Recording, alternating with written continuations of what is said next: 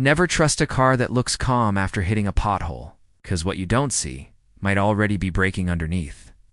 And today, we're re-pushing the new Renault 5 through the worst roads in the city to find out what actually happens to a small electric hatchback when the streets turn into a battlefield. Most people judge a car by its design, its battery size, or its features. But almost nobody asks the real question. How long will this thing hold up when the roads are not perfect? The Renault 5 is being hyped everywhere as the comeback of a legend. But legends don't survive on smooth highways. They survive in real daily chaos. So today, we're not doing a normal test. We're doing a survival test. Here's the truth that people ignore. Potholes are not small problems. They destroy wheels, bend suspension arms, misalign steering, and break shocks. And if you're unlucky, you can even crack the battery casing on an EV. One deep hit can cost more than you expect. The Renault 5? Small, light, electric, and designed for city life, not brutal impacts. So the big question we're re-answering today is simple. Can this car actually survive real-world city roads? Or is it just a pretty toy? We start our journey by entering the roughest part of the city, the zone everyone avoids unless they absolutely have to drive here. The kind of streets where the asphalt looks like it gave up years ago. Cracks everywhere, holes deep enough to lose a shoe in, cars slowing down like they're sneaking past landmines.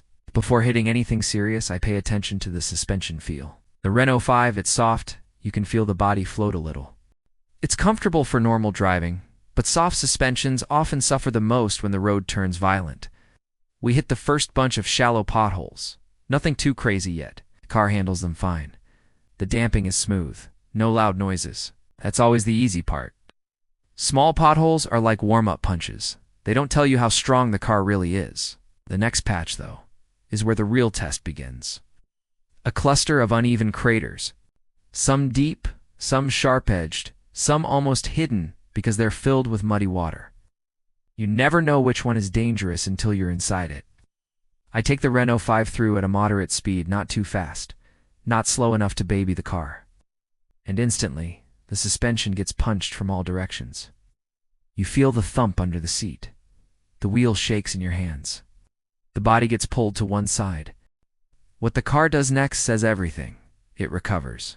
No bouncing, no extra wobble, no aftershock.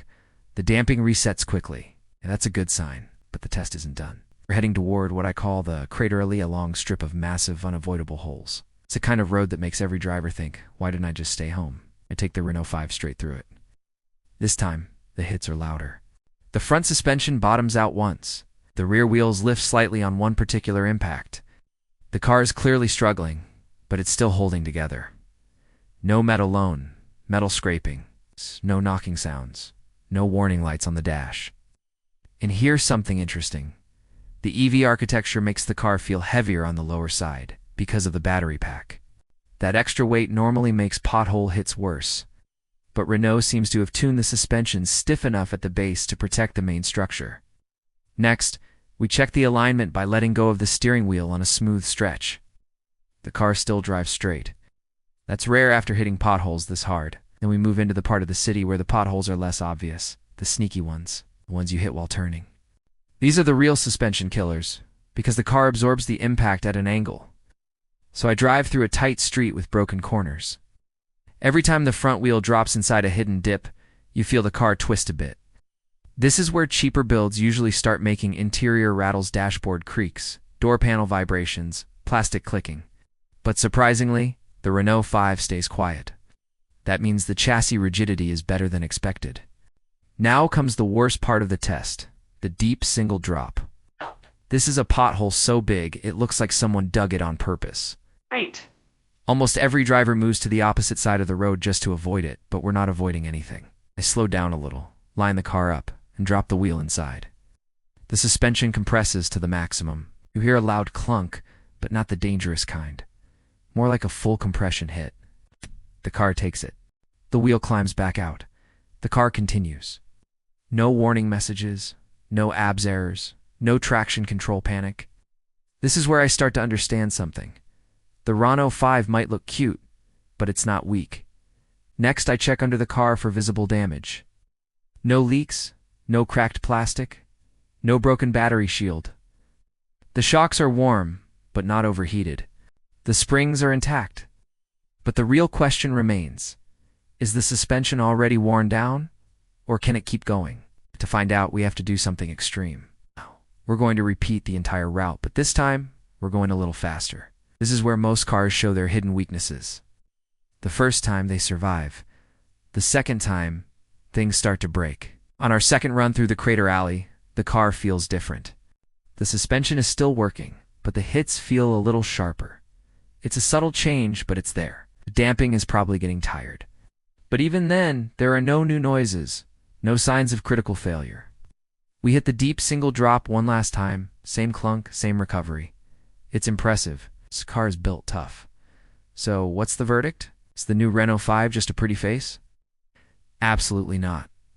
It's a city car with the soul of a survivor. It handled everything we threw at it, from relentless small hits to catastrophic impacts. And it came out the other side still driving straight. Most small cars would have been rattling themselves apart by now or worse, stranded with a broken component. But the Renault 5's chassis and suspension tuning feel over-engineered for its size. It's clear that Renault didn't just build a car for perfect European streets.